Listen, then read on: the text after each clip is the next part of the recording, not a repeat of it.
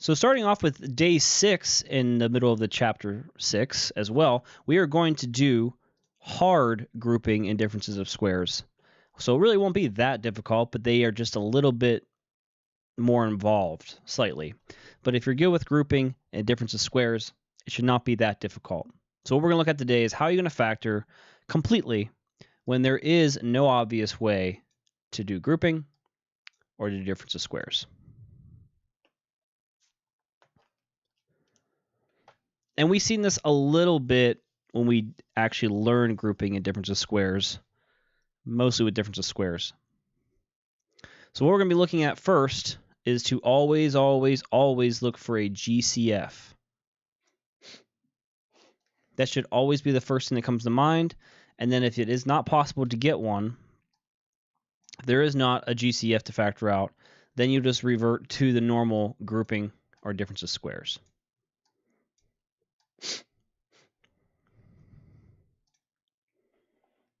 So let's review the difference of squares formula, just so we're familiar with it. It goes a squared minus b squared. Remember, you have to have subtraction between the two, and they both have to be perfect squares. And then the formula for that would be a plus b and then a minus b. The answer has to have a plus and a minus. And remember, the first two positions here are exactly the same thing, and same with the last two positions. All right, I think we're ready to get into it. So you kind of have to look at what you're given and figure out what to do. First, check GCF, and then after that, if there isn't one or there is one, take it out. Then we'll look for the grouping and difference of squares. Actually, if you look at these ones, you should tell what's grouping, what's difference of squares. For one, grouping always has 4 terms, and difference of squares always has 2 terms. So if you look at these first two here, we're going to do grouping over here and difference of squares here. But clearly we don't have perfect squares, so we have to figure out what goes into both of those. And since they're both even, I'm going to try 2. So let's do that. Let's take out a GCF of 2.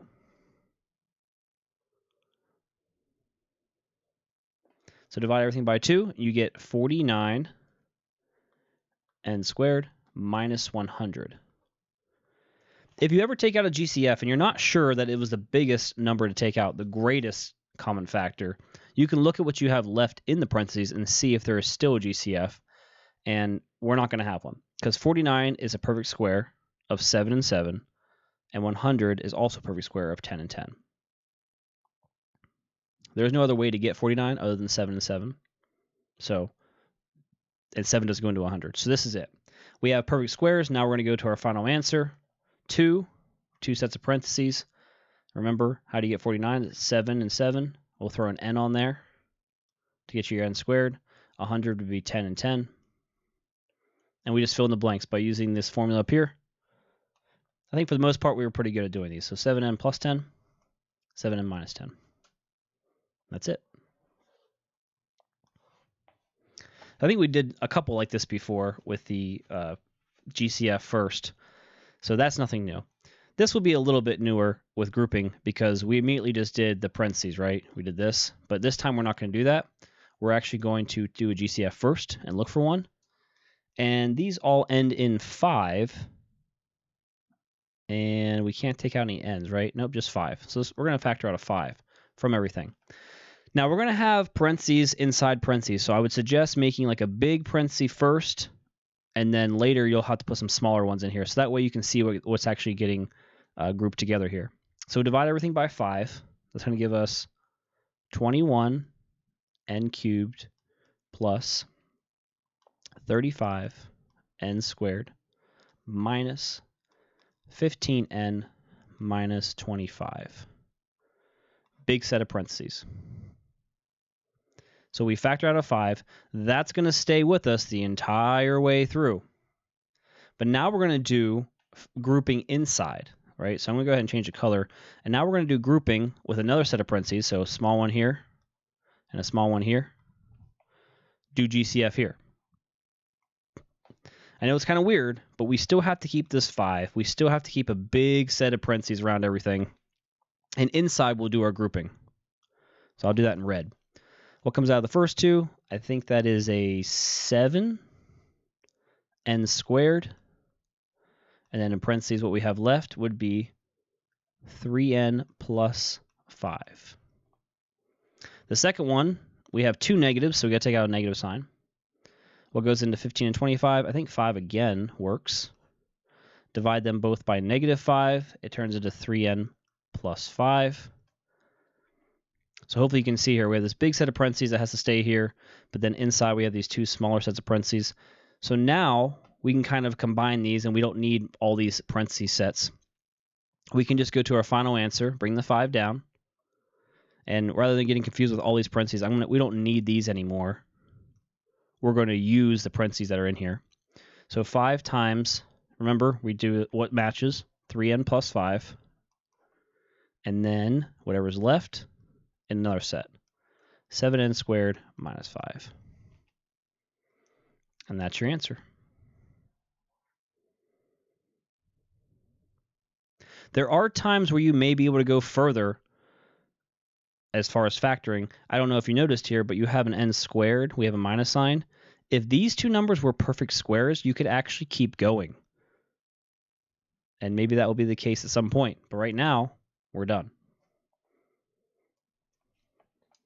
All right, part C. Another difference of squares. What can we take out here? Maybe 4 goes into both of those. Take out a 4.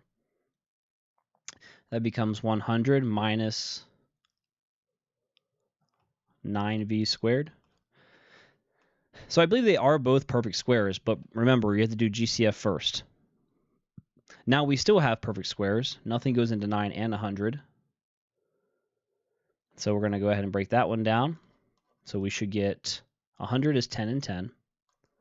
And then 9v squared, that's going to be 3v, 3v. So it's kind of weird, but the v is actually on the back end now. So we have to put it on the ends. Then we have a plus minus. And that one's done. Those ones are a little shorter. All right, let's go back to grouping. What goes into all of these numbers?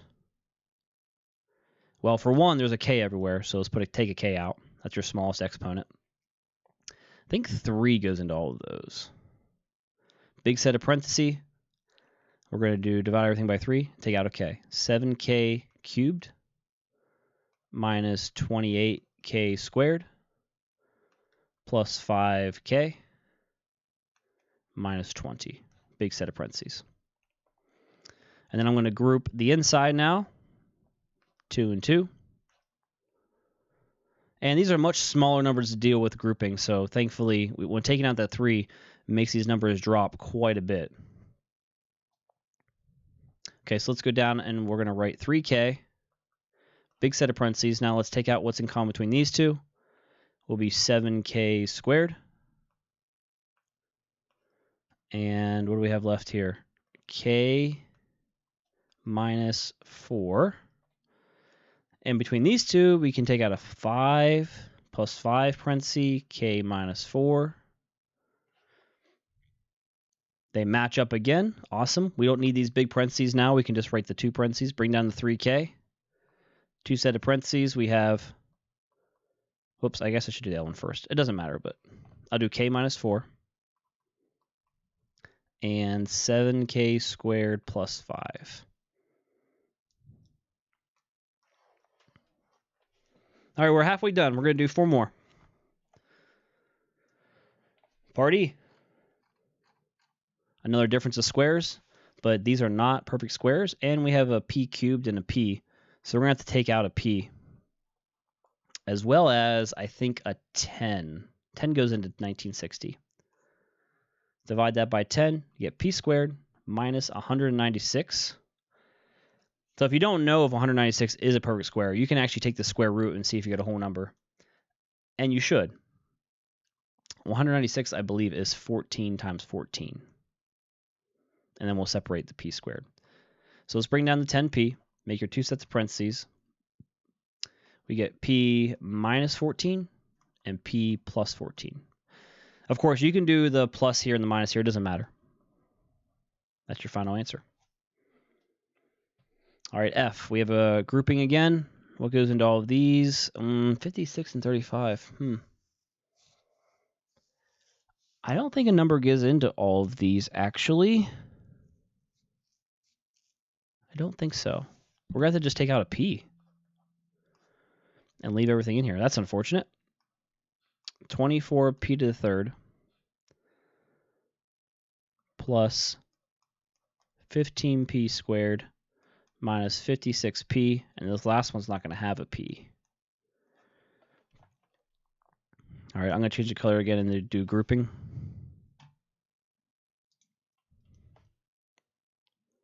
Group.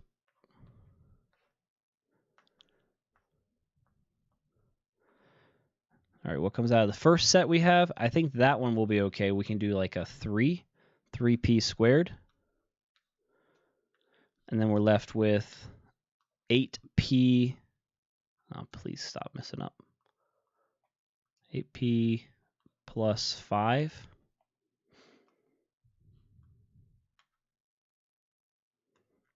Okay, great. And then we take out a negative number here. I believe 7 goes into both of those, so negative 7, which will be 8p plus 5 again. All right, our final answer. Take a p out here, and then we're going to do 2 sets of parentheses. What do we have in common? 8p plus 5. Bring that out. And then we have 3p squared minus 7. That's your answer. All right, 2 more. What goes into 343 and 7? Well, I mean, the only thing that goes into 7 is 7. So we're going to see if 7 goes into 343. And we can also take out a b squared. All right, so let's divide that by 7. That's going to give you 49. B squared's gone, minus, divide that by 7, you get 1. And b squared now goes down to, or b to the fourth goes down to b squared. These are both perfect squares, so we can do difference of squares. And also there's minus sign here. How do you get 49? That'd be 7 and 7. And then b squared is just b and b plus minus. These ones are a lot shorter than doing the grouping, that's for sure. All right, last one. Oh, we only have 3 terms here. So this is not going to be grouping. But we can do GCF. What goes into all of those? 8, 80, and 200. Probably 8. Let's try that. And then we can take out an m squared. All right, what do we have left? 25m squared plus 10m plus, taking all that out, is a 1. Okay, so the question is, can we go further? Well, we definitely don't have grouping. We definitely don't have difference of squares. Do we have the long version that we just did the day before, ACB? Can we do ABC? Because we have m squared, m, and then just a number. Let's see. A times c is 25 times 1, which is 25, and b is 10. Can we multiply to get 25 and add to get 10?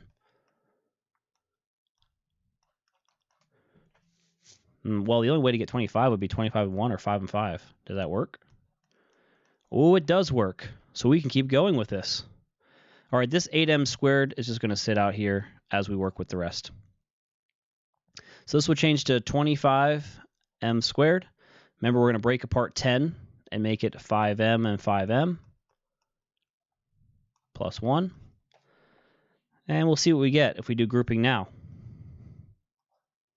First 2, last 2. Let's just do the inside here, and then I'll bring the rest of the stuff down.